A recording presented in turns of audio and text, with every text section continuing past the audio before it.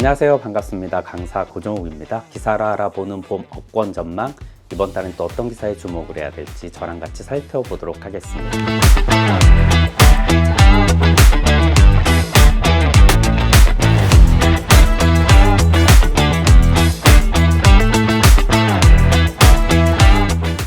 네, 첫 번째 기사는요, 암통원 치료 특약 가지고 있는지 이거 꼼꼼히 확인해 드려야 된다. 다 아시다시피 암 5년 생존율, 상대 생존율이라고 하는데 이것이 70%를 넘어섰습니다. 그만큼 의학기술이 발달되고 그리고 국민들의 뭐 재정적인 상황이 좋아지고 이런 것들이 이제 복합적으로 작용한 결과인데 이를 통해서 결국 두 가지를 우리가 주목해야 됩니다. 첫 번째는요, 치료 방법. 두 번째는 검진 기술. 자, 간단히 말씀드리면 검진 기술 같은 경우는요, 분쟁의 소지가 커질 수밖에 없습니다. 그만큼 조기에 발견되기 때문에.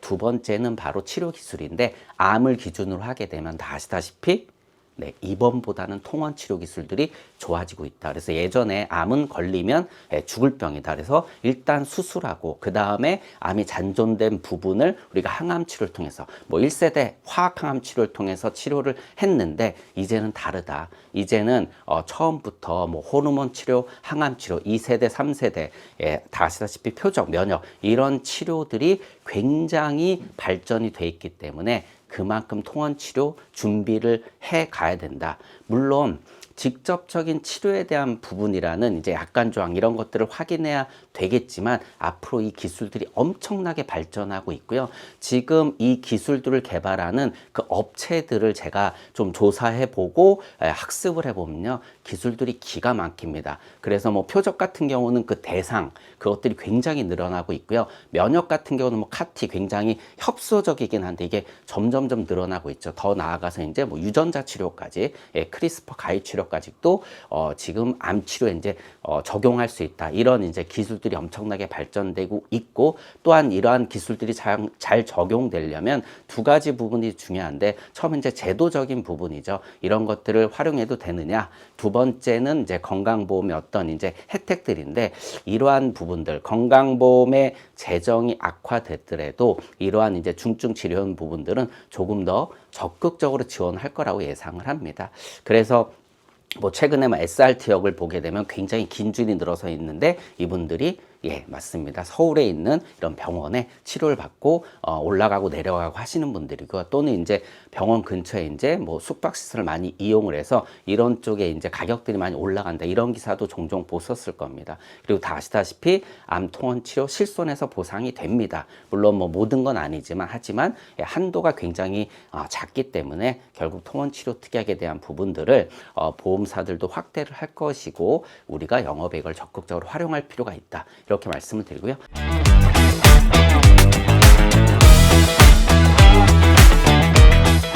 두 번째 기사는요, 어른이 보험 사라졌죠. 뭐 어떻게 보면 이런 용어를 이제 활용하기가 굉장히 어려워진 상태입니다. 다 아시다시피 뭐 불안전 판매나 이런 것들이 발생할 소지가 있기 때문에 작년 9월에 가입날을 15세로 제한하면서 이런 표현을 못 쓰게 했죠. 그랬더니 보험사들도 당연히 이러한 시장에 어떤 활성화를 위해서 2040 보험이라고 해서 청춘 세대 이러한 이제 연령대에 맞춘 그러한 보험 상품들을 적극적으로 이제 내세우고 있습니다. 뭐 회사마다 다르지만 일단 보험은요 종이라는 게 있습니다. 이 종이 전 연령대에 적용될 수도 있고 뭐 종을 나누는 거죠. 뭐 15세부터 40세까지 1종, 뭐 40세 이후부터는 2종 이런 식으로 종별을 나눠서 이 종별에 따른 위험률을 재산출할 수가 있고 이걸 활용해서 여기에 보험료 혜택이라든가 또는 특약을 부과하는 어떻게 보면 이제 개별된 특약 또는 상대적으로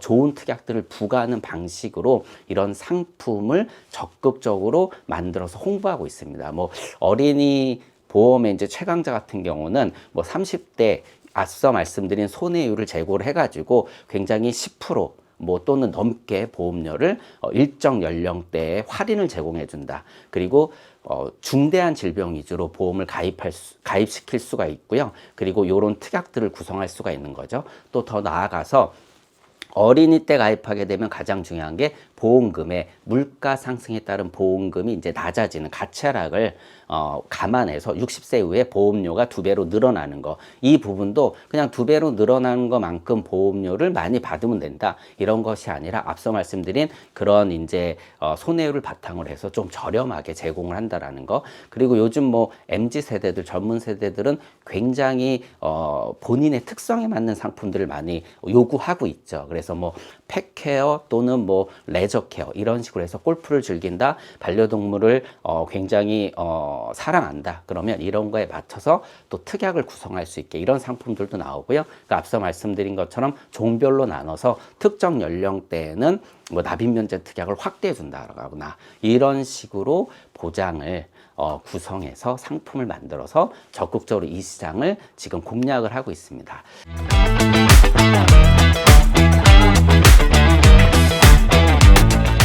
자, 세 번째 기사는 뭐 차 보험료 할인하는 방법 너무나 잘 알고 계시겠지만 그래도 놓칠 수 있을 것 같아서 요 기사를 또 한번 갖고 와봤습니다. 자, 일단 우리 상생금융 다 아시다시피 최근에 물가가 올라서 국민들의 지갑이 굉장히 얇아졌습니다. 그래서 실손보험 같은 경우도 인상을 자제시켰고, 그리고 자동차 보험료도 할인을 시켰는데 한 2% 정도 할인이 됐다는데, 사실 뭐 100만 원 내시는 분들 뭐 2만 원, 5, 60만 원 내시면 1만 원 정도니까 이 체감이 별로 안 되는 거죠. 그래서 이런 분들한테 특약을 잘 활용할 수 있게, 빠뜨리지 않게 이렇게 이제 설계를 해 드릴 필요가 있습니다. 저 같은 경우도 그냥 갱신을 단순하게 하다 보니까 뭐 이 고객의 환경이 바뀐 것들을 반영을 못해서 그냥 자연스럽게 할인을 못 받게 하는 경우도 있더라고요. 일단은 뭐 자녀 있으면 할인 받잖아요. 태아일 경우랑 6세 이하 자녀일 경우 뭐 이런 식으로 해서 이제 할인율이 좀 달라지는데, 어떤 회사 같은 경우는 자녀가 2자녀 이상 되면 또 추가 할인을 주는 이런 특약도 생겼고요. 그리고 내비게이션 활용해서 운전 점수를 높이면, 근데 요것도 이제 주의할 게 특정 거리 또 시간이 필요한 거죠. 뭐 잠깐 운전해서 안전점수를 뭐 100점으로 해서 할인을 받으면 안 되니까 요런 것들이 있으니까 미리미리 고객분들한테 얘기해 줄 필요가 있다. 블랙박스 장착하게 되면 뭐 할인율 제공하는 거 너무나 당연한 거죠. 뭐 사고가 났을 때 이 블랙박스 확인을 통해서 보험사가 손해로 이어질 수 있는 부분들, 이런 부분들을 미연에 방지할 수 있기 때문에, 그리고 대중교통 이용도 당연히 할인이 꽤 됩니다. 뭐 대중교통은요 또 그 이용량에 따라서 할인이 또 달라집니다. 그만큼 대중교통을 많이 이용한다라는 거는 자차를 덜 이용하는 거기 때문에 결국 손해율을 낮출 수 있다. 그리고 뭐 첨단 장치 이런 것들이 요즘은 뭐 자동차에 기가 막히게 되어 있지 않습니까? 이런 것들도 또 나도 모르게 빼먹는 경우가 있는데, 이런 것들을 잘 빠뜨리지 않고 보험 가입할 때 챙겨주신다면 굉장히 많은 보험료를 아낄 수 있다, 이렇게 생각을 하고 있고, 뭐 회사마다 할인율은 다 다르기 때문에 어떤 특정 회사가 좋다라고 할 수는 없지만 이런 것들 빠뜨리지 않는 게 매우 중요하고요. 그리고 뭐 운전 경력, 뭐 예를 들어서 군 경력이라든가 뭐 해외 경력, 그리고 성인 자녀라면은 공동 명의로 해서 이런 경력을 이제 지정해 주는 거, 뭐 이런 것들도 빠뜨리지 않으면 좋으실 것 같습니다.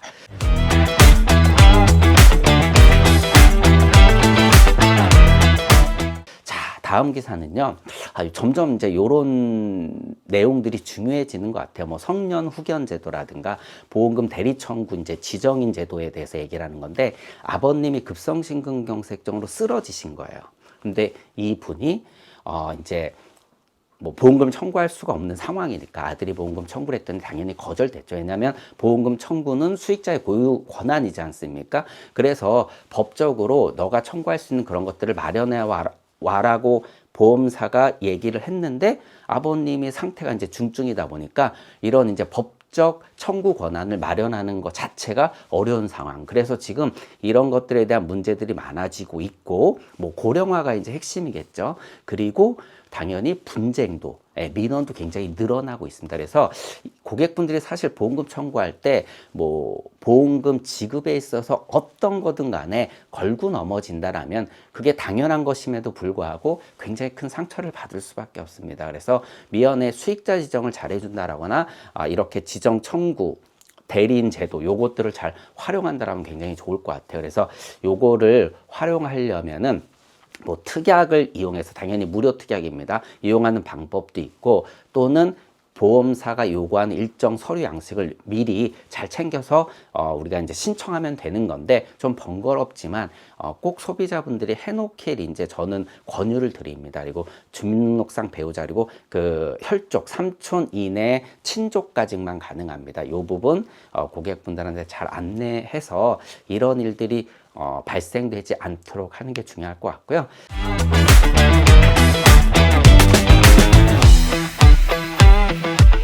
자, 마지막으로 계속 기사 반복되고 있는 것 중에 하나입니다. 왜냐하면 시장에서는 뭐 보험사 입장에서도 또는 뭐 대리점 입장에서도 그리고 우리 컨설턴트 분들 입장에서도 굉장히 중요한 부분일 것 같아요.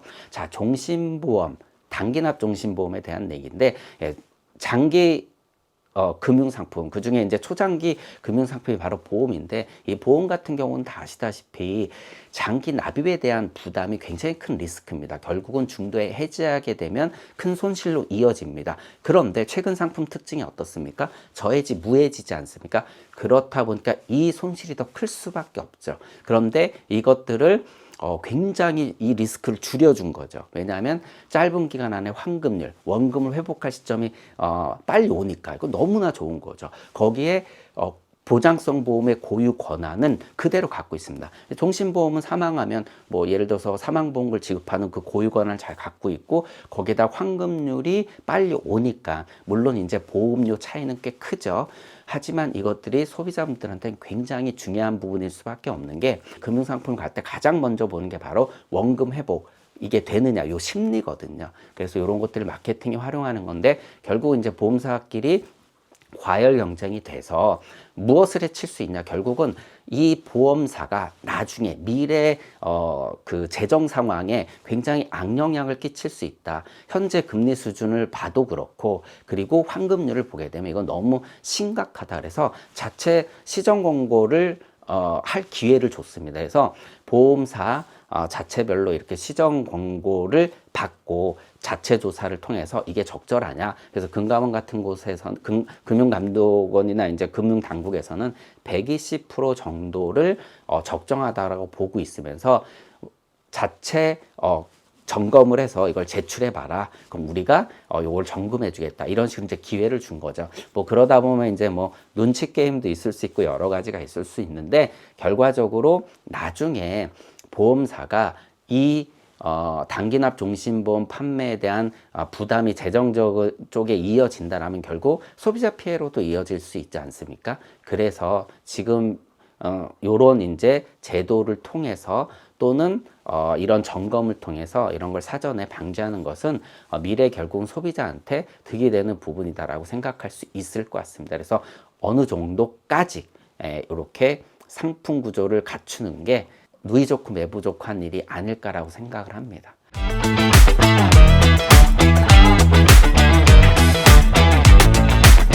자, 이번 달 기사는 이렇게 마치도록 하겠습니다.